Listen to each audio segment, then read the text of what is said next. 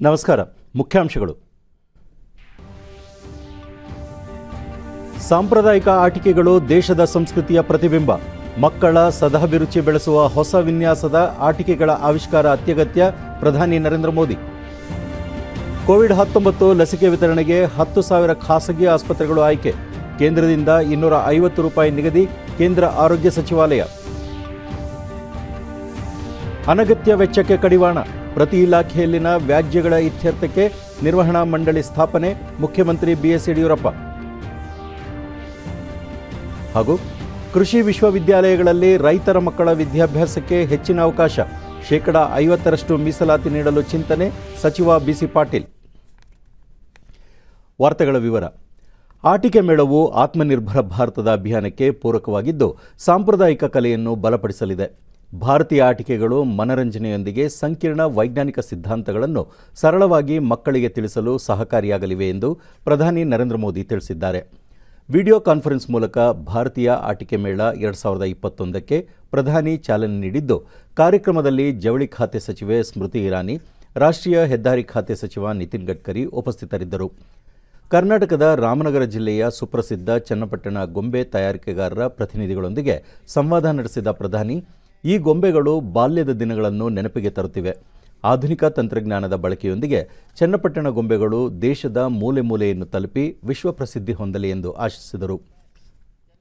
ಮಕ್ಕಳ ಬುದ್ಧಿಶಕ್ತಿಯ ಬೆಳವಣಿಗೆಗೆ ಇಂಬು ನೀಡುವ ಆಟಿಕೆಗಳು ಸಾಂಪ್ರದಾಯಿಕ ಶೈಲಿಯ ಜೊತೆಗೆ ಆಧುನಿಕ ತಂತ್ರಜ್ಞಾನ ಅಳವಡಿಸಿಕೊಳ್ಳಬೇಕು.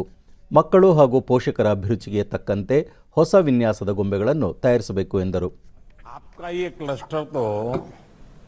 देश के सबसे बड़े क्लस्टर में से एक है. आप सब लोग, कुल कितने लोग हैं जो इसमें जुड़े हुए हैं और कितने समय से काम कर रहे हैं? इसमें 2000 लोग जुड़े हुए हैं और 200 साल से पुराना परंपरा है. इतना बड़ा आईटी का हब है. बहुत ही अच्छे टैलेंटेड वहां नौजवान भी काम करते हैं और देश भर के बच्चे काम करते हैं. कभी उनको यहाँ ले जाएं. ಬೆಂಗಳೂರು ನವೋದ್ಯಮದ ಪ್ರಮುಖ ಕೇಂದ್ರವಾಗಿದ್ದು ಜನ್ಧನ್, ಮುದ್ರಾ ಮೊದಲಾದ ಯೋಜನೆಗಳನ್ನು ಬಳಸಿಕೊಂಡು ಮತ್ತಷ್ಟು ಗಮನ ಸೆಳೆಯುವ ಆಟಿಕೆಗಳನ್ನು ತಯಾರಿಸಬೇಕು. ಈ ಮಾರುಕಟ್ಟೆ ಮೂಲಕ ದೇಶ ಹಾಗೂ ಪ್ರಪಂಚದ ವಿವಿಧ ಭಾಗಗಳಿಗೆ ತಲುಪಿಸುವ ಬಗ್ಗೆ ಚಿಂತನೆ ನಡೆಸಬೇಕು ಎಂದು ತಿಳಿಸಿದರು. ಗೊಂಬೆ ತಯಾರಕರು ಹೊಸ ರೀತಿಯ ಗೊಂಬೆಗಳನ್ನು ತಯಾರಿಸುವ ಬಗ್ಗೆ ಚಿಂತನೆ ನಡೆಸಬೇಕು. ಯುವ ಪ್ರತಿಭೆಗಳ ನಡುವೆ ಸ್ಪರ್ಧೆ ಏರ್ಪಡಿಸುವ ಮೂಲಕ ಪ್ರತಿ ವರ್ಷ ಬೇರೆ ಬೇರೆ ಬಗೆಯ ಆಟಿಕೆಗಳು ಮಾರುಕಟ್ಟೆಗೆ ಬರಲು ಉತ್ತೇಜನ ನೀಡಬೇಕು ಎಂದರು. ಜನತೆಯು ಆಟಿಕೆ ಮೇಳದ ಸದುಪಯೋಗ ಪಡೆದುಕೊಳ್ಳಬೇಕು. ಆಟಿಕೆಗಳ ಕ್ಷೇತ್ರದಲ್ಲಿ ಭಾರತದ ಬಳಿ ಸಂಪ್ರದಾಯವೂ ಇದೆ, ತಂತ್ರಜ್ಞಾನವೂ ಇದ್ದು ಸ್ಥಳೀಯ ಕಲಾವಿದರನ್ನು ಪ್ರೋತ್ಸಾಹಿಸಬೇಕು. ಪ್ರಸ್ತುತ ದೇಶಕ್ಕೆ 85% ಗೊಂಬೆಗಳು ವಿದೇಶಗಳಿಂದ ಬರುತ್ತಿದ್ದು, ದೇಶೀಯ ಗೊಂಬೆಗಳನ್ನು ಹೊಸ ವಿನ್ಯಾಸದಲ್ಲಿ ತಯಾರಿಸುವತ್ತ ಚಿಂತನೆ ನಡೆಸಿದ್ದಲ್ಲಿ ಆತ್ಮನಿರ್ಭರ ಭಾರತ ಹಾಗೂ ಮೇಕ್ ಇನ್ ಇಂಡಿಯಾ ಅಭಿಯಾನ ಸಾಕಾರಗೊಳ್ಳುತ್ತದೆ ಎಂದರು. ಸಿಂಧೂ ಕಣಿವೆ ಮತ್ತು ಮೊಹೆಂಜೊದಾರೋ ಆಟಿಕೆಗಳ ಬಗ್ಗೆ ಈಗಾಗಲೇ ವ್ಯಾಪಕ ಸಂಶೋಧನೆಗಳು ನಡೆದಿವೆ. ಚದುರಂಗ ನಮ್ಮ ದೇಶದ ಜನಪ್ರಿಯ ಕ್ರೀಡೆಯಾಗಿತ್ತು ಎಂದ ಪ್ರಧಾನಿ, ಭಾರತದ ಇತಿಹಾಸವನ್ನು ಸಾರುವ ಸ್ಥಳೀಯ ಗೊಂಬೆಗಳು ಮಕ್ಕಳಲ್ಲಿ ಏಕತಾ ಭಾವವನ್ನು ಬಲಪಡಿಸುತ್ತವೆ ಎಂದು ಹೇಳಿದರು. ಮಾರ್ಕೆಟಿಂಗ್, ಪ್ಯಾಕೇಜಿಂಗ್ ತಕ್ ಚರ್ಚಾ ಪರಿಚರ್ಚಾ भी करेंगे. कर्नाटक जाएंगे तो वहां के चन्नपटना खिलौने अभी जो हम तो देख रहे थे, ये खिलौने देश के युवा मन को हमारे इतिहास और संस्कृति से भी जोड़ते हैं और सामाजिक मानसिक विकास में भी सहायक होते हैं. साथियों, ಇದಕ್ಕೂ ಮುನ್ನ ಚನ್ನಪಟ್ಟಣದ ಗೊಂಬೆ ತಯಾರಕರು ವಿವಿಧ ಆಟಿಕೆಗಳನ್ನು ಪ್ರದರ್ಶಿಸಿ ಗೊಂಬೆ ತಯಾರಿಕೆಗೆ ಬಳಸುವ ಆಲೆಮರ, ತರಬೇತಿ ಕೇಂದ್ರಗಳು, ಗೊಂಬೆ ತಯಾರಕರ ಬಗ್ಗೆ ಮಾಹಿತಿ ನೀಡಿ ತರಬೇತಿ ಕೇಂದ್ರಗಳನ್ನು ಹೆಚ್ಚಿಸುವಂತೆ ಮನವಿ ಮಾಡಿದರು. ಆಟಿಕೆ ಮೇಳ ಇಂದಿನಿಂದ ಮಾರ್ಚ್ 2ರವರೆಗೆ ನಡೆಯಲಿದ್ದು, ಆಟಿಕೆಗಳ ಖರೀದಿದಾರರು, ಮಾರಾಟಗಾರರು, ವಿದ್ಯಾರ್ಥಿಗಳು, ಶಿಕ್ಷಕರು, ವಿನ್ಯಾಸಗಾರರು ಸೇರಿದಂತೆ ಎಲ್ಲ ಪಾಲುದಾರರನ್ನು ಒಂದೆಡೆ ಸೇರಿಸುವುದು ಈ ಮೇಳದ ಉದ್ದೇಶವಾಗಿದೆ. प्रोत्साहित कर सकती है. खिलौना का एक एक रंग बच्चों के जीवन में कितने ही रंग बिखेरता है. और अब दुनिया में हिंदुस्तान के खिलौनों का डंका बजाना ये हम सबका दायित्व है. हमें मिलकर का प्रयास करना है. निरंतर प्रयास करना है, नए नए रंग रूप के साथ प्रयास करना है, नई नई सोच, नए नए विज्ञान, नए नई टेक्नोलॉजी हमारे खिलौनों के साथ जोड़ते हुए करना है। और मुझे विश्वास है कि ये हमारा टॉय फेयर हमें उस दिशा में ले जाने के लिए एक बहुत मजबूत कदम के रूप में सिद्ध होगा। ಕೋವಿಡ್-19 ಲಸಿಕೆ ಅಭಿಯಾನದ ಎರಡನೇ ಹಂತ ಮಾರ್ಚ್ 1ರಿಂದ ಆರಂಭವಾಗಲಿದ್ದು ಸರ್ಕಾರಿ ಆಸ್ಪತ್ರೆಗಳಲ್ಲಿ ಉಚಿತ ವಿತರಣೆಯಾಗಲಿದೆ. ಖಾಸಗಿ ಆಸ್ಪತ್ರೆಗಳಲ್ಲಿ ಪ್ರತಿ ಡೋಸ್ಗೆ ₹250 ಪಾವತಿಸಿ ಲಸಿಕೆ ಪಡೆಯಲು ಅವಕಾಶ ಕಲ್ಪಿಸಲಾಗಿದೆ ಎಂದು ಕೇಂದ್ರ ಆರೋಗ್ಯ ಸಚಿವಾಲಯದ ಕಾರ್ಯದರ್ಶಿ ರಾಜೇಶ್ ಭೂಷಣ್ ತಿಳಿಸಿದ್ದಾರೆ. ಕೊರೋನಾ ಲಸಿಕೆಯ ಪ್ರತಿ ಡೋಸ್ಗೆ ಖಾಸಗಿ ಆಸ್ಪತ್ರೆಗಳಲ್ಲಿ ಸೇವಾ ಶುಲ್ಕ ₹100 ಸೇರಿದಂತೆ ₹250 ನೀಡಬೇಕಾಗುತ್ತದೆ. ಅದಕ್ಕಿಂತ ಹೆಚ್ಚಿನ ದರವನ್ನು ಆಸ್ಪತ್ರೆಗಳು ಪಡೆಯುವಂತಿಲ್ಲ ಎಂದು ಅವರು ಸ್ಪಷ್ಟಪಡಿಸಿದ್ದಾರೆ.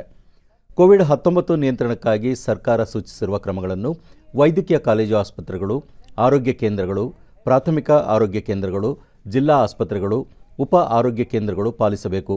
ಲಸಿಕೆಯ ಬೇಡಿಕೆಗೆ ಅನುಸಾರವಾಗಿ ರಾಜ್ಯ ಸರ್ಕಾರಗಳು ಖಾಸಗಿ ಹಾಗೂ ಸರ್ಕಾರಿ ಆಸ್ಪತ್ರೆಗಳನ್ನು ಲಸಿಕಾ ಕೇಂದ್ರಗಳನ್ನಾಗಿ ಉಪಯೋಗಿಸಿಕೊಳ್ಳಬೇಕು ಎಂದು ತಿಳಿಸಿದರು. ಈ ಮಧ್ಯೆ ಕೇಂದ್ರ ಆರೋಗ್ಯ ಸಚಿವಾಲಯ ಪತ್ರಿಕಾ ಪ್ರಕಟಣೆ ಪ್ರಕಟಿಸಿದ್ದು, ದೇಶಾದ್ಯಂತ ಪ್ರಧಾನಮಂತ್ರಿ ಆಯುಷ್ಮಾನ್ ಭಾರತ್ ಯೋಜನೆಯಡಿ ಸೇವೆ ನೀಡುತ್ತಿರುವ 10,000 ಖಾಸಗಿ ಆಸ್ಪತ್ರೆಗಳನ್ನು ಗುರುತಿಸಲಾಗಿದೆ. ಹಾಗೆಯೇ ಕೇಂದ್ರ ಸರ್ಕಾರದ 687 ಸಿಜಿಎಚ್ಎಸ್ ಕೇಂದ್ರಗಳಲ್ಲಿಯೂ ಲಸಿಕೆ ಪಡೆಯಲು ಅಗತ್ಯ ವ್ಯವಸ್ಥೆ ಒದಗಿಸಿದೆ ಎಂದು ತಿಳಿಸಿದೆ. The cost being borne by the central government. Covid ಲಸಿಕೆ ನೀಡುವ ಖಾಸಗಿ ಕೇಂದ್ರಗಳು ಸರ್ಕಾರ ಸೂಚಿಸಿರುವ ನಿಯಮಾವಳಿಗಳನ್ನು ಕಡ್ಡಾಯವಾಗಿ ಪಾಲಿಸುವಂತೆ ರಾಜ್ಯಗಳು ಹಾಗೂ ಕೇಂದ್ರಾಡಳಿತ ಪ್ರದೇಶಗಳು ಸೂಕ್ತ ನಿಗಾವಹಿಸಬೇಕು ಎಂದು ಕೇಂದ್ರ ಆರೋಗ್ಯ ಸಚಿವ ಡಾ. ಹರ್ಷವರ್ಧನ್ ತಿಳಿಸಿದ್ದಾರೆ. ಸರಣಿ ಟ್ವೀಟ್ನಲ್ಲಿ ಅವರು, ಲಸಿಕಾ ಕೇಂದ್ರಗಳಲ್ಲಿ ಚುಚ್ಚುಮದ್ದು ಸಂಗ್ರಹಿಸಲು ಶೀತಲೀಕರಣದ ವ್ಯವಸ್ಥೆ ಇರಬೇಕು, ಅವಶ್ಯಕತೆಗೆ ಅನುಸಾರ ಸಿಬ್ಬಂದಿ ಹಾಗೂ ಸ್ಥಳಾವಕಾಶವಿರಬೇಕು ಎಂದು ತಿಳಿಸಿದ್ದಾರೆ. ಸರ್ಕಾರಿ ಲಸಿಕಾ ಕೇಂದ್ರಗಳಲ್ಲಿ ಉಚಿತವಾಗಿ ಲಸಿಕೆ ನೀಡಲಾಗುತ್ತದೆ. ಖಾಸಗಿ ಕೇಂದ್ರಗಳಲ್ಲಿ ಪೂರ್ವ ನಿಗದಿತ ಶುಲ್ಕ ಪಾವತಿಸಬೇಕಾಗುತ್ತದೆ. ಚುಚ್ಚುಮದ್ದು ಪಡೆದ ಫಲಾನುಭವಿಗಳು QR ಕೋಡ್ ಆಧಾರಿತ ಪ್ರಮಾಣಪತ್ರ ಪಡೆಯಲಿದ್ದಾರೆ ಎಂದು ತಮ್ಮ ಸಂದೇಶದಲ್ಲಿ ತಿಳಿಸಿದ್ದಾರೆ. ಫಲಾನುಭವಿಗಳು ಆಧಾರ್ ಕಾರ್ಡ್, ಚುನಾವಣಾ ಗುರುತಿನ ಚೀಟಿ ಹೊಂದಿರಬೇಕಾಗುತ್ತದೆ. ಲಸಿಕೆಗಾಗಿ ನೋಂದಣಿ ಪ್ರಕ್ರಿಯೆಯನ್ನು ಸರಳೀಕರಣಗೊಳಿಸಲಾಗಿದ್ದು, ಕೋವಿನ್ 2.0 ಆರೋಗ್ಯ ಸೇತು ಆಪ್ ಮೂಲಕ ಸ್ವಯಂ ನೋಂದಣಿ ಮಾಡಿಕೊಳ್ಳಲು ಅವಕಾಶ ಕಲ್ಪಿಸಲಾಗಿದೆ ಎಂದು ಟ್ವೀಟ್ ಸಂದೇಶದಲ್ಲಿ ಮಾಹಿತಿ ಹಂಚಿಕೊಂಡಿದ್ದಾರೆ. ಎಲ್ಲ ನಮೂನೆಯ ಔಷಧ ಮತ್ತು ವೈದ್ಯಕೀಯ ಉಪಕರಣಗಳ ಉತ್ಪಾದನೆಯಲ್ಲಿ ಭಾರತ ಮುಂದಿನ 3 ವರ್ಷಗಳಲ್ಲಿ ಸ್ವಾವಲಂಬನೆ ಸಾಧಿಸಲು ಕೇಂದ್ರ ಸರ್ಕಾರವು ಹಲವು ಕಾರ್ಯಯೋಜನೆಗಳನ್ನು ರೂಪಿಸಿದೆ ಎಂದು ಕೇಂದ್ರ ರಾಸಾಯನಿಕ ಮತ್ತು ರಸಗೊಬ್ಬರ ಖಾತೆ ಸಚಿವ ಡಿ.ವಿ. ಸದಾನಂದಗೌಡ ಬೆಂಗಳೂರಿನಲ್ಲಿಂದು ತಿಳಿಸಿದ್ದಾರೆ. ಭಾರತವು ಜನರಿಕ್ ಔಷಧಿ ಉತ್ಪಾದನೆಯಲ್ಲಿ 3ನೇ ಸ್ಥಾನವನ್ನು ಪಡೆದಿದೆ. ಕೋವಿಡ್-19 ಸಂದಿಗ್ಧತೆಯಲ್ಲಿಯೂ 120 ದೇಶಗಳಿಗೆ ಹಲವು ಔಷಧ ಉಪಕರಣಗಳನ್ನು ರಫ್ತು ಮಾಡಿದೆ ಎಂದು ಹೇಳಿದ್ದಾರೆ. ದೇಶದ ವಿವಿಧ ಭಾಗಗಳಲ್ಲಿ ಬಲ್ಕ್ ಡ್ರಗ್ ಕೈಗಾರಿಕಾ ಕ್ಲಸ್ಟರ್ಗಳನ್ನು ಸ್ಥಾಪಿಸಲು ಉದ್ದೇಶಿಸಲಾಗಿದೆ. ಅಲ್ಲದೆ 4 ಮೆಡಿಕಲ್ ಡಿವೈಸ್ ಪಾರ್ಕ್ಗಳ ನಿರ್ಮಾಣಕ್ಕೆ ಕಾರ್ಯಯೋಜನೆ ರೂಪಿಸಲಾಗಿದೆ ಎಂದರು. ದೇಶದ 734 ಜಿಲ್ಲೆಗಳಲ್ಲಿ 7,500ಕ್ಕೂ ಹೆಚ್ಚು ಜನೌಷಧಿ ಕೇಂದ್ರಗಳನ್ನು ತೆರೆಯಲಾಗಿದೆ. ಎಲ್ಲ ಸರ್ಕಾರಿ ಆಸ್ಪತ್ರೆಗಳಲ್ಲೂ ಬಡವರ ಅನುಕೂಲಕ್ಕಾಗಿ ಜನೌಷಧಿ ಕೇಂದ್ರಗಳನ್ನು ಆರಂಭಿಸಲು ಉದ್ದೇಶ ಹೊಂದಲಾಗಿದೆ ಎಂದರು. ಬೆಂಗಳೂರಿನ ವಿಧಾನಸೌಧದ ಬ್ಯಾಂಕ್ವೆಟ್ ಹಾಲ್ನಲ್ಲಿಂದು ಕರ್ನಾಟಕ ರಾಜ್ಯ ವಿವಾದ ನಿರ್ಣಯ ನೀತಿ ಮತ್ತು ಕಾಫಿ ಟೀ ಟೇಬಲ್ ಪುಸ್ತಕ ಬಿಡುಗಡೆ ಸಮಾರಂಭ ಆಯೋಜಿಸಲಾಗಿತ್ತು.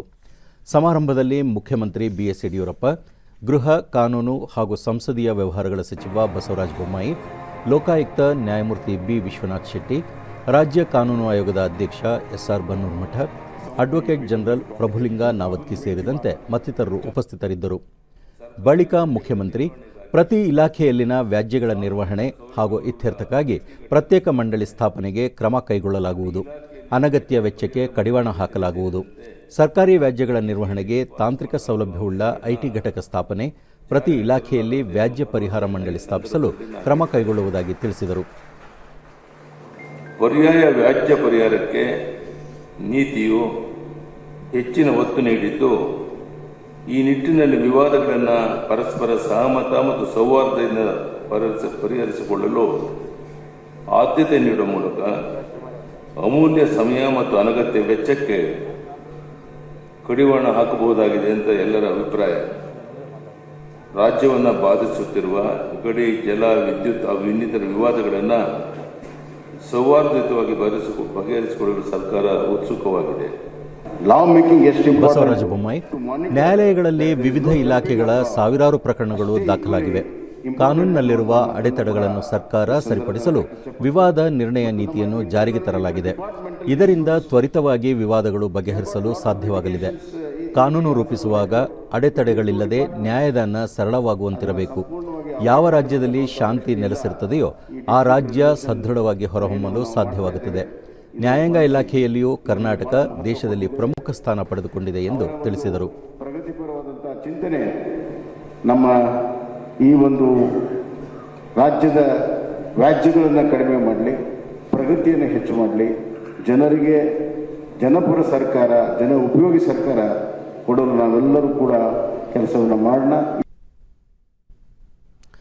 ಮುಖ್ಯಮಂತ್ರಿ ಬಿಎಸ್ ಯಡಿಯೂರಪ್ಪ ಬೃಹತ್ ಬೆಂಗಳೂರು ಮಹಾನಗರ ಪಾಲಿಕೆ ವತಿಯಿಂದ ಆಯೋಜಿಸಲಾಗಿದ್ದ ಮೇಕ್ ಇನ್ ಇಂಡಿಯಾ ಪರಿಕಲ್ಪನೆಯ ಲಾಂಛನವನ್ನು ಅನಾವರಣಗೊಳಿಸಿದರು. ಈ ವೇಳೆ ಗೃಹ ಸಚಿವ ಬಸವರಾಜ ಬೊಮ್ಮಾಯಿ, ಕಂದಾಯ ಸಚಿವ ಆರ್ ಅಶೋಕ, ಬಿಬಿಎಂಪಿ ಆಯುಕ್ತ ಮಂಜುನಾಥ್ ಪ್ರಸಾದ್ ಮತ್ತಿತರರು ಉಪಸ್ಥಿತರಿದ್ದರು.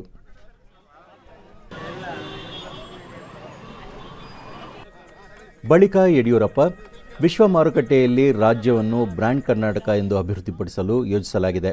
ಹಾಗೆಯೇ ದೇಶದಲ್ಲಿಯೇ ಬಂಡವಾಳ ಹೂಡಿಕೆ ಆಕರ್ಷಿಸುವ ಅಗ್ರ 3 ಸ್ಥಾನಗಳಲ್ಲಿ ಕರ್ನಾಟಕ ಸ್ಥಾನ ಪಡೆಯುವಂತೆ ಕ್ರಮ ಕೈಗೊಳ್ಳಲಾಗಿದೆ. ಬಂಡವಾಳ ಸ್ನೇಹಿ ವಾತಾವರಣ ಸೃಷ್ಟಿಸುವ ಮೂಲಕ ಕೈಗಾರಿಕಾ ಅಭಿವೃದ್ಧಿಯನ್ನು ವಾರ್ಷಿಕ %12 ಗುರಿ ಹೊಂದಲು ಕಾರ್ಯಯೋಜನೆ ರೂಪಿಸಲಾಗಿದೆ ಎಂದು ಹೇಳಿದರು. ಇಡೀ ವಿಶ್ವದಲ್ಲೇ ಬೆಂಗಳೂರು ಅತ್ಯಂತ ವೇಗವಾಗಿ ಬೆಳೆಯುತ್ತಿರುವ ತಾಂತ್ರಿಕ ನೆಲೆ ಎಂಬ ಖ್ಯಾತಿಗೆ ಪಾತ್ರವಾಗಿದೆ. ಲಂಡನ್, ಮ್ಯೂನಿಕ್, ಬರ್ಲಿನ್ ಮತ್ತು ಪ್ಯಾರಿಸ್ ನಗರದಲ್ಲಿ ಹಿಂದಿಕ್ಕಿದೆ. ಅಮೃತ ಮಹೋತ್ಸವದ ವರ್ಷದಲ್ಲಿ ಈ ಯೋಜನೆ ಸಾಕಾರಗೊಳಿಸಲು ಸಂಕಲ್ಪ ನಮ್ಮದಾಗಿದೆ. ಸುಗಮ ಸಂಚಾರ ಸೌಲಭ್ಯ, ಸಾರ್ವಜನಿಕ ಸಾರಿಗೆ ವ್ಯವಸ್ಥೆಗಳಿಗೆ ಪ್ರೋತ್ಸಾಹ ನೀಡುವಂಥದ್ದು, ಬೆಂಗಳೂರು ನಗರದ ಹಸಿರು ಹೊದಿಕೆ ವೃದ್ಧಿ, ವೈಜ್ಞಾನಿಕ ತ್ಯಾಜ್ಯ ವಿಲೇವಾರಿ, ಸಾರ್ವಜನಿಕ ಸೇವೆಯನ್ನು ಸುಲಭವಾಗಿಸುವ ಪೂರಕ ಯೋಜನೆ ಈ ವಿಷಯದಲ್ಲಿ ರೂಪಿಸಲಾಗಿದೆ. ಈ ಯೋಜನೆ ಬೆಂಗಳೂರಿನ ಇನ್ನಷ್ಟು ಮೇಲ್ಸ್ತರಕ್ಕೆ ಒಯ್ಯುವುದರಲ್ಲಿ ಸಂಶಯ ಇಲ್ಲ. ಮುಂದಿನ ದಿನಗಳಲ್ಲಿ ಬೆಂಗಳೂರು ಎಲ್ಲರ ವಯೋಮಾನದ ಜನರಿಗೆ ವಾಸಿಸಲು ನೆಚ್ಚಿನ ತಾಣವಾಗಿ ಅಭಿವೃದ್ಧಿಪಡಿಸಲು ನಮ್ಮ ಸರ್ಕಾರ ಶ್ರಮಿಸಿದೆ. ಮತ್ತೆ ವಿಶೇಷವಾಗಿ Manjunath Prasad, make in India ಲಾಂಛನ ಅನಾವರಣಗೊಳ್ಳುತ್ತಿರುವುದು ನಗರದ ಹೆಮ್ಮೆಯ ಸಂಕೇತವಾಗಿದೆ ಎಂದರು. ನಾವು ಮೇಕ್ ಇನ್ ಇಂಡಿಯಾ ಲೈನ್ ನೋಡಿದಾಗ ವಿಶೇಷವಾಗಿ ನಮಗೆ ಯುವಕರಲ್ಲಿ ಇದೊಂದು ಏನಾದರೂ ಉದ್ದೇಶ ಏನು ಅನ್ನೋದನ್ನು ಅವರಲ್ಲೂ ಸಹ ಇದೊಂದು ಭಾವನೆ ಮೂಡಬೇಕು. ಮೇಕ್ ಇನ್ ಇಂಡಿಯಾ ಒಂದು ಕಾನ್ಸೆಪ್ಟ್ ಏನಿದೆ ಇಡೀ ಬೆಂಗಳೂರು ಜನತೆಗೆ ತಲುಪಿಸೋದ್ರಲ್ಲಿ ಇದೊಂದು ಇಮೇಜ್, ಈ ಒಂದು ಪ್ರತೀಕ, ಇದನ್ನು ನಾವು ಮಾಡಿರೋದು. ಅದಕ್ಕೆ ತಕ್ಕನಾಗೆ ಇದು ಹೈಟಲ್ಲಿ, ಎಲಿವೇಷನಲ್ಲಿ ಮತ್ತು ಫೌಂಟನ್ಸು ಮತ್ತು ರಿವಾಲ್ವಿಂಗ್ ಲೈಟ್ಸ್ ಇದೆ. ಇದು 7.5 ನಿಮಿಷ ಬೇಕಾಗುತ್ತೆ ಲೈನ್ ಒಂದು ಫುಲ್ ರೌಂಡು ಇದು ಮಾಡೋದಕ್ಕೆ. ಅದೇ ಥರ ಅದನ್ನು ಇದು ಮಾಡಿದ್ದೀವಿ, ಸೆಟಪ್ ಮಾಡಿದ್ದೀವಿ. ಧಾರವಾಡದ ಕೃಷಿ ವಿಶ್ವವಿದ್ಯಾಲಯದ 33ನೇ ಘಟಿಕೋತ್ಸವ ಇಂದು ನಡೆಯಿತು. ಕೃಷಿ ಸಚಿವ ಬಿಸಿ ಪಾಟೀಲ್ ಕಾರ್ಯಕ್ರಮದ ಅಧ್ಯಕ್ಷತೆ ವಹಿಸಿದ್ದರು. ಇದೇ ಸಂದರ್ಭದಲ್ಲಿ ಅತ್ಯುನ್ನತ ಸಾಧನೆ ಮಾಡಿದ ವಿದ್ಯಾರ್ಥಿಗಳಿಗೆ ಪ್ರಶಸ್ತಿ ಪದಕ ನೀಡಲಾಯಿತು.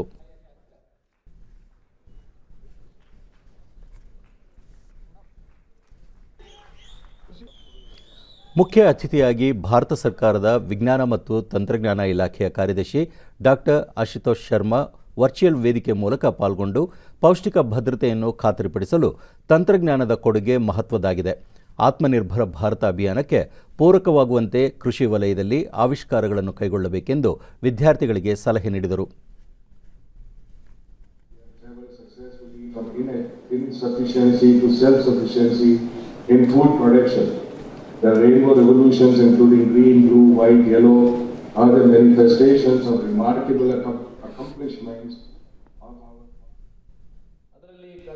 ಸಮಾರಂಭದಲ್ಲಿ ಸಚಿವ ಬಿಸಿ ಪಾಟೀಲ್, ಕೃಷಿ ವಲಯದಲ್ಲಿ ಹೊಸ ಅನ್ವೇಷಣೆಗಳಿಂದ ರಾಜ್ಯ ಸರ್ಕಾರ ಮುಂಚೂಣಿಯಲ್ಲಿದೆ.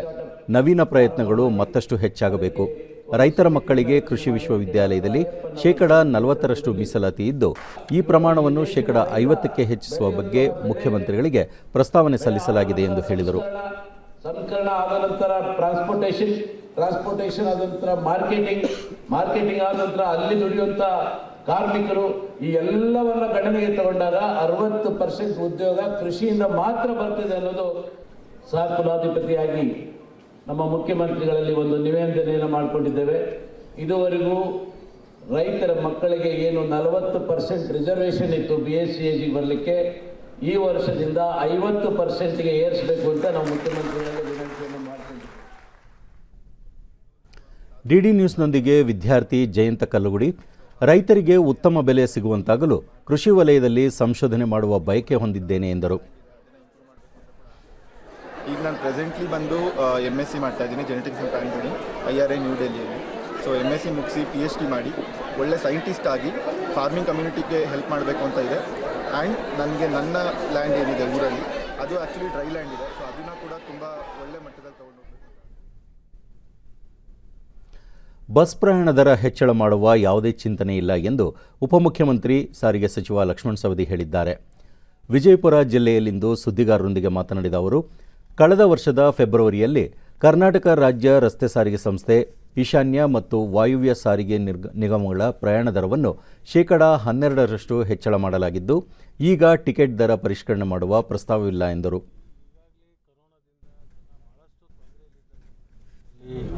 ನಾವು ಕಳೆದ ವರ್ಷನೇ ನಮ್ಮ 3 ನಿಗಮ KSRTC, NWKSRTC, ಎನಿ KSRTC ಈ 3 ನಿಗಮಕ್ಕೆ 12% ಒಂದು ವರ್ಷದಿಂದನೇ ದರ ಹೆಚ್ಚಳ ಮಾಡಿಕೊಟ್ಟಿರ್ತಕ್ಕಂಥದ್ದು.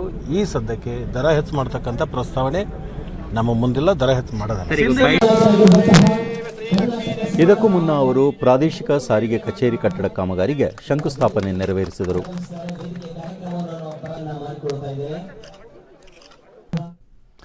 ಬೆಂಗಳೂರಿನ ಕೃಷಿ ವಿಶ್ವವಿದ್ಯಾಲಯದ ಹಳೆ ವಿದ್ಯಾರ್ಥಿಗಳ ಸಂಘದಿಂದ ಕೃಷಿ ಕ್ಷೇತ್ರದಲ್ಲಿ ವಿಶೇಷ ಸಾಧನೆ ಮಾಡಿದ ಸಾಧಕರಿಗೆ ವಾರ್ಷಿಕ ಪ್ರಶಸ್ತಿ ವಿತರಣಾ ಸಮಾರಂಭ ಆಯೋಜಿಸಲಾಗಿತ್ತು.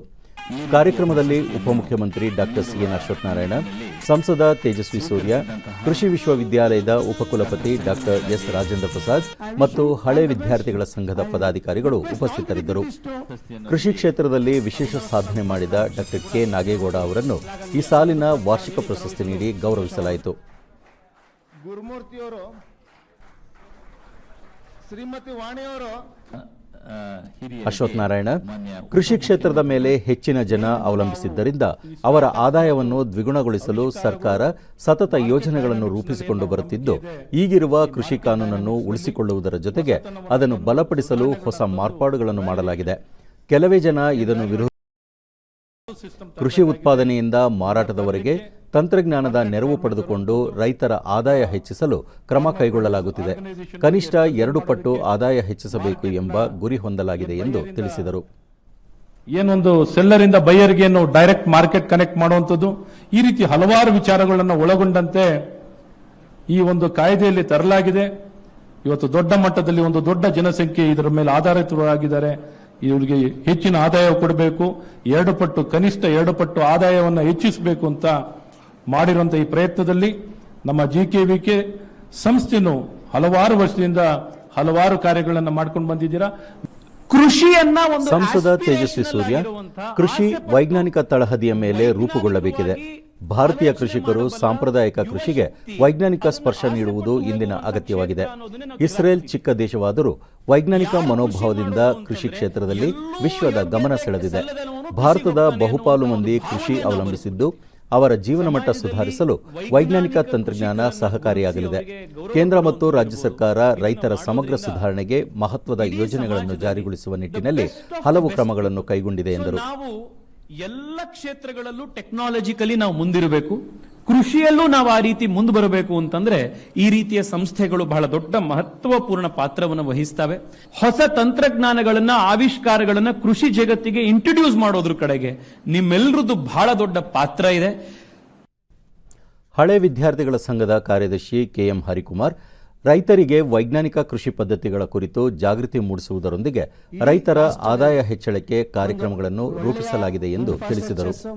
ಹೆಚ್ಚಿನ ಸಂಖ್ಯೆಯಲ್ಲಿ ಸದಸ್ಯರನ್ನು ಹೊಂದಿದಂತಹ ಹಳೆ ವಿದ್ಯಾರ್ಥಿಗಳ ಅಡ್ಮಿನಿಸ್ಟ್ರೇಷನ್ ಎಂದು ಇದು ಹೆಗ್ಗಳಿಕೆಯನ್ನು ಪಡೆದಿರುತ್ತದೆ. I am proud to say that is the best alumni association in the country among 69 farm universities. ಮಾಜಿ ಮುಖ್ಯಮಂತ್ರಿ ದಿವಂಗತ KC ರೆಡ್ಡಿಯವರ ಪುಣ್ಯತಿಥಿ ಅಂಗವಾಗಿ ಇಂದು ವಿಧಾನಸೌಧದ ಆವರಣದಲ್ಲಿ ಆಯೋಜಿಸಲಾಗಿದ್ದ ಕಾರ್ಯಕ್ರಮದಲ್ಲಿ ಮುಖ್ಯಮಂತ್ರಿ BS ಯಡಿಯೂರಪ್ಪ ರೆಡ್ಡಿ ಅವರ ಭಾವಚಿತ್ರಕ್ಕೆ ಪುಷ್ಪನಮನ ಸಲ್ಲಿಸಿದರು. ಈ ಸಂದರ್ಭದಲ್ಲಿ ಸಚಿವರಾದ ಬಸವರಾಜ ಬೊಮ್ಮಾಯಿ, R ಅಶೋಕ ಉಪಸ್ಥಿತರಿದ್ದರು.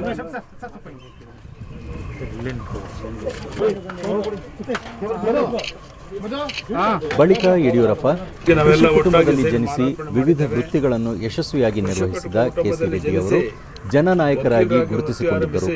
ರಾಜ್ಯ ಹಾಗೂ ದೇಶದ ಕೈಗಾರಿಕೋದ್ಯಮಕ್ಕೆ ಅವರ ಕೊಡುಗೆ ಸ್ಮರಣೀಯ. ಲೋಕಸಭೆ ಮತ್ತು ರಾಜ್ಯಸಭೆಯ ಸದಸ್ಯರೂ ಆಗಿದ್ದ ರೆಡ್ಡಿ ಅವರು ರಾಜಕೀಯ ಮುತ್ಸದಿಯಾಗಿದ್ದರಲ್ಲದೆ 4.5 ವರ್ಷ ರಾಜ್ಯದ ಮುಖ್ಯಮಂತ್ರಿಯಾಗಿ ಸೇವೆ ಸಲ್ಲಿಸಿದ್ದರು.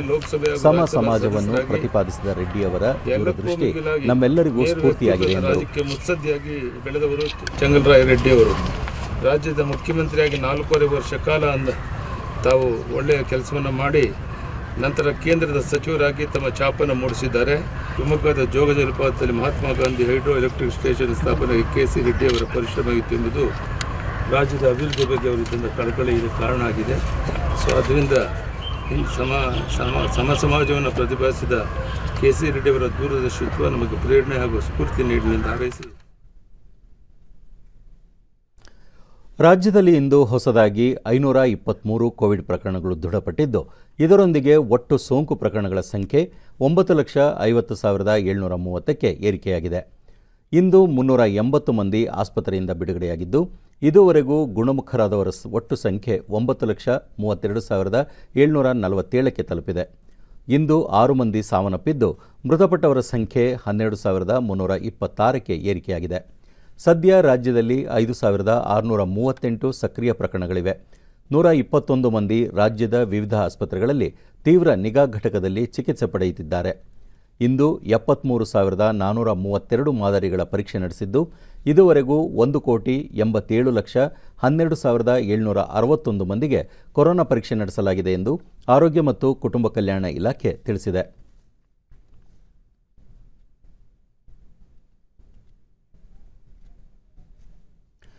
ಬೆಂಗಳೂರಿನಲ್ಲಿ ಇಂದು 329 ಮಂದಿಗೆ ಸೋಂಕು ತಗುಲಿದ್ದು, ಒಟ್ಟು ಸೋಂಕು ಪ್ರಕರಣಗಳ ಸಂಖ್ಯೆ 4,05,325ಕ್ಕೆ ಏರಿಕೆಯಾಗಿದೆ. ಇಂದು 243 ಮಂದಿ ಆಸ್ಪತ್ರೆಯಿಂದ ಬಿಡುಗಡೆಯಾಗಿದ್ದು, ಇದುವರೆಗೂ ಗುಣಮುಖರಾದವರ ಸಂಖ್ಯೆ 3,97,015ಕ್ಕೆ ಏರಿಕೆಯಾಗಿದೆ. ಸದ್ಯ 3,835 ಸಕ್ರಿಯ ಪ್ರಕರಣಗಳಿವೆ. ಬೆಂಗಳೂರಿನಲ್ಲಿ 5 ಮಂದಿ ಸಾವನ್ನಪ್ಪಿದ್ದು, ಇದುವರೆಗೂ ಒಟ್ಟು 4,474 ಮಂದಿ ಸಾವನ್ನಪ್ಪಿದ್ದಾರೆ. ಬಾಗಲಕೋಟೆ, ಹಾವೇರಿ, ಕೊಪ್ಪಳ, ರಾಯಚೂರು, ರಾಮನಗರ, ಉತ್ತರ ಕನ್ನಡ ಜಿಲ್ಲೆಗಳಲ್ಲಿ ಇಂದು ಯಾವುದೇ ಪ್ರಕರಣ ದಾಖಲಾಗಿಲ್ಲ. ಉಳಿದ ಜಿಲ್ಲೆಗಳ ವಿವರ ಹೀಗಿದೆ.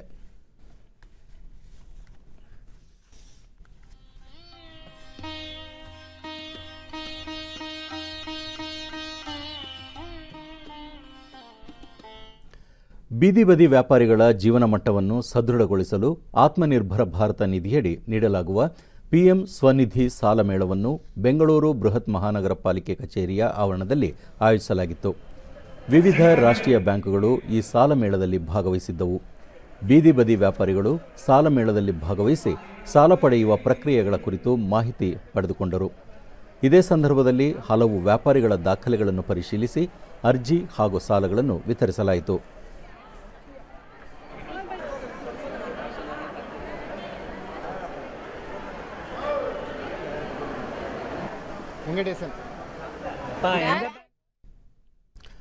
ಕೋವಿಡ್ ಸಾಂಕ್ರಾಮಿಕದ ಸಮಯದಲ್ಲಿ ವರ್ಚುವಲ್ ಮೂಲಕ ನ್ಯಾಯಾಲಯದ ಕಲಾಪ ಹಾಗೂ ಇ-ಫೈಲಿಂಗ್ ವ್ಯವಸ್ಥೆ ಬಳಕೆ ಹೆಚ್ಚಾಗಿದೆ. ಇದರಿಂದ ಖರ್ಚು ವೆಚ್ಚಗಳು ಕಡಿಮೆಯಾಗಿವೆ ಎಂದು ಉಪರಾಷ್ಟ್ರಪತಿ ಎಂ ವೆಂಕಯ್ಯನಾಯ್ಡು ತಿಳಿಸಿದ್ದಾರೆ. ಚೆನ್ನೈನ ಅಂಬೇಡ್ಕರ್ ಕಾನೂನು ವಿಶ್ವವಿದ್ಯಾಲಯದ ಪದವಿ ಪ್ರದಾನ ಸಮಾರಂಭದಲ್ಲಿ ಅವರು ಕಾನೂನು ಸಂಸ್ಥೆಯು ಹಾಗೂ ಶಿಕ್ಷಣ ವ್ಯವಸ್ಥೆಯು ಸೈಬರ್ ಅಪರಾಧ ನಿಗ್ರಹ, ಅಂತಾರಾಷ್ಟ್ರೀಯ ಕಾನೂನು ಪರಿಣಿತಿ, ಬೌದ್ಧಿಕ ಆಸ್ತಿಕ ಉಲ್ಲಂಘನೆ ನಿಯಂತ್ರಣ ಮೊದಲಾದ ಬೇಡಿಕೆಗಳನ್ನು ಪೂರೈಸುವಂತಿರಬೇಕು ಎಂದು ಹೇಳಿದರು. ಭಾರತವು ತನ್ನ ಅಭಿವೃದ್ಧಿಯ ಪಥದಲ್ಲಿ ನಿರ್ಣಾಯಕ ಪರಿವರ್ತನೆಯ ಹಂತದಲ್ಲಿದೆ. ಈ ಸಂದರ್ಭದಲ್ಲಿ ಪೊಲೀಸ್ ಸುಧಾರಣೆಗಳು ಮತ್ತು ಜೈಲುಗಳ ಆಧುನೀಕರಣ ಸೇರಿದಂತೆ ನ್ಯಾಯಾಂಗ ವ್ಯವಸ್ಥೆಯಲ್ಲಿ ಸುಧಾರಣೆಗಳು ಹೆಚ್ಚಿನ ಪ್ರಮಾಣದಲ್ಲಿ ಆಗಬೇಕಿದೆ ಎಂದು ಪ್ರತಿಪಾದಿಸಿದರು. ನಮ್ಮ ವ್ಯವಸ್ಥೆಗಳನ್ನು ನಾಗರಿಕ ಸ್ನೇಹಿಯನ್ನಾಗಿ ಮಾಡಲು ಅವುಗಳನ್ನು ಪರಿಷ್ಕರಿಸುವ ಅವಶ್ಯಕತೆ ಇದೆ ಎಂದು ಉಪರಾಷ್ಟ್ರಪತಿ ಎಂ ವೆಂಕಯ್ಯನಾಯ್ಡು ಇದೇ ಸಂದರ್ಭದಲ್ಲಿ ಅಭಿಪ್ರಾಯಪಟ್ಟರು. ರಾಷ್ಟ್ರ ರಾಜಧಾನಿಯಲ್ಲಿಂದು ದೆಹಲಿ ವಿಶ್ವವಿದ್ಯಾಲಯದ 97ನೇ ದೀಕ್ಷಾಂತ ಸಮಾರಂಭ ಆಯೋಜಿಸಲಾಗಿತ್ತು. ರಾಜ್ಯಪಾಲ ಬನ್ಸಾರಿಲಾಲ್ ಪುರೋಹಿತ್ ಅಧ್ಯಕ್ಷತೆ ವಹಿಸಿದ್ದ ಕಾರ್ಯಕ್ರಮದಲ್ಲಿ ಕೇಂದ್ರ ಶಿಕ್ಷಣ ಸಚಿವ ರಮೇಶ್ ಪೋಖ್ರಿಯಾಲ್ ನಿಶಾಂಕ್ ಮುಖ್ಯ ಅತಿಥಿಯಾಗಿ ಪಾಲ್ಗೊಂಡು ವಿದ್ಯಾರ್ಥಿಗಳಿಗೆ ಪದವಿ ಪ್ರದಾನ ಮಾಡಿದರು. ಬಳಿಕ ವಿದ್ಯಾರ್ಥಿಗಳನ್ನು ಉದ್ದೇಶಿಸಿ ಮಾತನಾಡಿದ ಸಚಿವರು ಕೊರೋನಾ ಸಾಂಕ್ರಾಮಿಕದ ಸಂದಿಗ್ಧತೆಯಲ್ಲಿಯೂ ದೇಶಾದ್ಯಂತ ವಿದ್ಯಾರ್ಥಿಗಳ ಅಮೂಲ್ಯ ಸಮಯವನ್ನು ವ್ಯರ್ಥವಾಗಿಸಿಲ್ಲ. ನೀಟ್ ಸೇರಿದಂತೆ ಸೂಕ್ತ ಸಮಯದಲ್ಲಿ ಪರೀಕ್ಷೆಗಳು ನಡೆದಿವೆ ಎಂದು ಹೇಳಿದರು. ಕೊರೋನಾ ಸಮಯದಲ್ಲಿ ಶಾಲೆಗಳೇ ಮನೆಗಳಿಗೆ ತೆರಳಿದಂತಾಗಿದ್ದು, ಯಾರೊಬ್ಬರೂ ಆಲೋಚಿಸದ ರೀತಿಯಲ್ಲಿ ವಿದ್ಯಾರ್ಥಿಗಳು ಆನ್ಲೈನ್ ಶಿಕ್ಷಣದ ಸದ್ಬಳಕೆ ಮಾಡಿಕೊಂಡಿದ್ದಾರೆ ಎಂದರು. ದೆಹಲಿ ವಿಶ್ವವಿದ್ಯಾಲಯ ಈ ವರ್ಷ 673 ವಿದ್ಯಾರ್ಥಿಗಳಿಗೆ ಪಿಎಚ್ಡಿ ಹಾಗೂ 1,78,000 ವಿದ್ಯಾರ್ಥಿಗಳಿಗೆ ಡಿಜಿಟಲ್ ಪದವಿ ನೀಡಿದೆ. हमने छात्र का एक वर्ष भी खराब नहीं होने दिया और ऑनलाइन पर लाए. कोई सोच सकता था कि 30 और 33 करोड़ छात्र छात्राएं ऑनलाइन पर आ जाएं? सोच भी नहीं सकता था, सपना भी नहीं आ सकता था, लेकिन उस सपने को साकार किया हमने. ಕೋಲಾರ ಜಿಲ್ಲೆಯ ಸಾಮಾಜಿಕ ಅರಣ್ಯ ಇಲಾಖೆ ವತಿಯಿಂದ ನರೇಗಾ ಯೋಜನೆಯಡಿ ಜಾಬ್ ಕಾರ್ಡ್ ಹೊಂದಿರುವ ರೈತರಿಗೆ ಉಚಿತವಾಗಿ ಗಿಡಗಳನ್ನು ವಿತರಿಸಲಾಗುತ್ತಿದೆ. ಜಿಲ್ಲೆಯ ಅನೇಕ ರೈತರು ಇದರ ಪ್ರಯೋಜನ ಪಡೆಯುತ್ತಿದ್ದು, ತಮ್ಮ ಜಮೀನುಗಳಲ್ಲಿ ಪರಿಸರ ಸಂರಕ್ಷಣೆಗೆ ಒತ್ತು ನೀಡಿದ್ದಾರೆ. ಡಿಡಿ ನ್ಯೂಸ್ನೊಂದಿಗೆ ರೈತ ಹನುಮೇಗೌಡ, ಅರಣ್ಯ ಇಲಾಖೆಯಿಂದ ಉಚಿತವಾಗಿ ಗಿಡಗಳನ್ನು ಪಡೆದುಕೊಂಡು ಬೆಳೆಸಲಾಗಿದ್ದು, ಇದರಿಂದ ಆರ್ಥಿಕವಾಗಿ ಲಾಭವಾಗಿದೆ ಎಂದರು.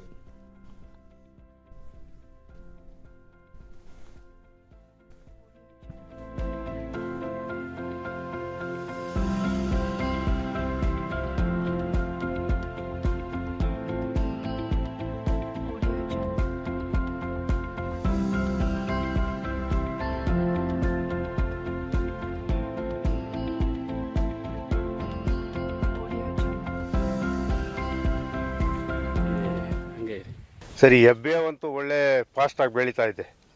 ಅದು ನೋಡೋಕ್ಕೂ ಒಂದು ಅಲಂಕೃತವಾಗಿದೆ. ನಮಗೆ ಅನುಕೂಲನೂ, ಸೊಪ್ಪು ಒಳ್ಳೆ ಚೆನ್ನಾಗಿ ಬರ್ತಾ ಇದೆ. ಸರಿ, ಈ ನಮ್ಮ ಸೋಷಿಯಲ್ ಫಾರೆಸ್ಟ್ ಅವರು ಉಚಿತವಾಗಿ ಕೊಟ್ಟು ಗಿಡಗಳನ್ನ ರೈತರಿಗೆ ಇದು ಮಾಡ್ತಾ ಇರೋದು, ಇದೊಂದು ಕಾರ್ಯಕ್ರಮ ಭಾಳ ಒಳ್ಳೆಯ ಕಾರ್ಯಕ್ರಮ. ಇದನ್ನು ನಾವು ರೈತರು ಉಪಯೋಗಿಸ್ಕೊಂಡು ಫಸ್ಟ್ ರೇಷ್ಮೆ ಹಾಕಿದ್ವಿ. ರೈತ ನಮ್ಮ ಜಮೀನಿನಲ್ಲಿ ಮೊದಲು ರೇಷ್ಮೆ ಬೆಳೆ ಬೆಳೆಯಲಾಗುತ್ತಿತ್ತು. ಆದರೆ ಸ್ನೇಹಿತರ ಮಾಹಿತಿ ಮೇರೆಗೆ ಈಗ ಮಹಾಗನಿ, ಶ್ರೀಗಂಧ ಬೆಳೆಯಲಾಗಿದೆ. ಇಲಾಖೆಯಿಂದ ಪ್ರೋತ್ಸಾಹ ಧನವು ಸಿಕ್ಕಿದೆ ಎಂದು ಸಂತಸ ವ್ಯಕ್ತಪಡಿಸಿದರು. ಸೋಷಿಯಲ್ ಫಾರೆಸ್ಟ್ ಅಲ್ಲಿ ಶ್ರೀಗಂಧ ತಗೊಂಡಿದ್ದು. ರೈತ ಮಹಿಳೆ ಮರಿಯಮ್ಮ, ಅರಣ್ಯ ಇಲಾಖೆ ಹೆಬ್ಬೇವು, ಶ್ರೀಗಂಧ ಗಿಡ ಇದರಿಂದ ಮುಂದಿನ ದಿನಗಳಲ್ಲಿ ಆರ್ಥಿಕವಾಗಿ ಸಶಕ್ತವಾಗಲು ಸಹಕಾರಿಯಾಗಲಿದೆ ಎಂದರು. ರೇಷ್ಮೆ ಒಂದು 500 ರೇಷ್ಮೆ ಕೊಟ್ಟಿದ್ದಾರೆ. ಎಲ್ಲ ಸೊಪ್ಪುಗಳು ನಮಗೆ ಕುರಿಗೆ ಅನುಕೂಲತೆ ಆಗ್ತಾ ಇದೆ. ಇದರಿಂದ ನಮಗೆ ಸೌಲಭ್ಯ ಚೆನ್ನಾಗಿದೆ. ರೈತರು ಬೆಳೆಸೋದಕ್ಕೆ, ಅವರ ಜಮೀನುಗಳಲ್ಲಿ ಬೆಳೆಸೋದಕ್ಕೆ ಗಿಡ ಕೊಡ್ತಾರೆ.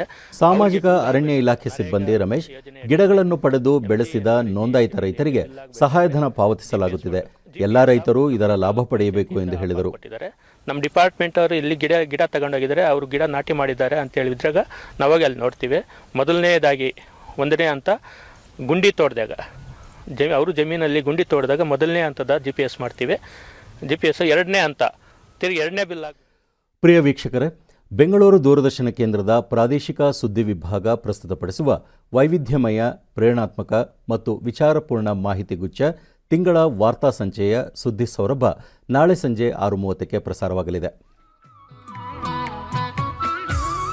ಬೆಂಗಳೂರು ದೂರದರ್ಶನ ಕೇಂದ್ರದ ಪ್ರಾದೇಶಿಕ ಸುದ್ದಿ ವಿಭಾಗ ಪ್ರಸ್ತುತಪಡಿಸುವ ತಿಂಗಳ ವಾರ್ತಾ ಸಂಚೆಯ ಸುದ್ದಿ ಸೌರಭದ ಫೆಬ್ರವರಿ ಸಂಚಿಕೆ ಇದೇ ಭಾನುವಾರ 28ನೇ ತಾರೀಕು ಸಂಜೆ 6:30 ಈ ಸಂಚಿಕೆಯಲ್ಲಿ ಅಪ್ರತಿಮ ಸೇನಾನಿ ಜನರಲ್ KS ತಿಮ್ಮಯ್ಯ ಸ್ಮಾರಕ ಭವನ, ಪದ್ಮ ಪ್ರಶಸ್ತಿಗೆ ಪಾತ್ರರಾದ ಕನ್ನಡದ ಕಣ್ಮಣಿಗಳು, ಕೊಪ್ಪಳದಲ್ಲಿ ರೈತ ಮಾರುಕಟ್ಟೆ ಹಾಗೂ ಕೋಲಾರ ಜಿಲ್ಲೆಯ ಅನಂತಪುರ ಎಂಬ ಕುಲುಮೆ ಗ್ರಾಮ.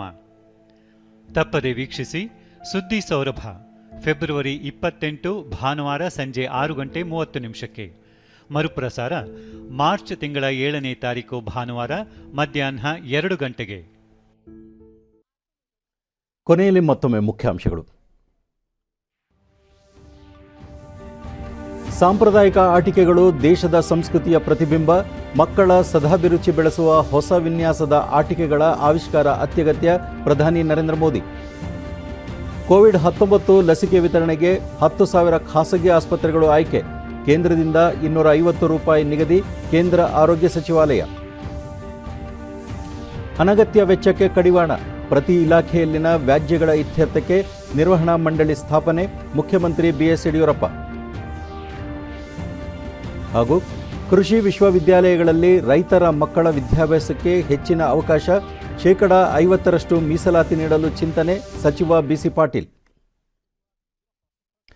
ನಮ್ಮ ವಾರ್ತಾ ಪ್ರಸಾರವನ್ನು ನೀವು ಡಿಡಿ ಚಂದನ ನ್ಯೂಸ್ ಯೂಟ್ಯೂಬ್ ಚಾನೆಲ್ನಲ್ಲೂ ವೀಕ್ಷಿಸಬಹುದು. ಇಲ್ಲಿಗೆ ಇಂದಿನ ವಾರ್ತಾ ಪ್ರಸಾರ ಮುಕ್ತಾಯವಾಯಿತು. ಸತ್ಯ, ಸಮರ್ಥ, ಸಂಪೂರ್ಣ ಸುದ್ದಿಗಾಗಿ ವೀಕ್ಷಿಸಿ ಚಂದನ ವಾರ್ತೆ. ನಮ್ಮ ಮುಂದಿನ ವಾರ್ತಾ ಪ್ರಸಾರ ನಾಳೆ ಬೆಳಗ್ಗೆ 7:30ಕ್ಕೆ. ನಮಸ್ಕಾರ.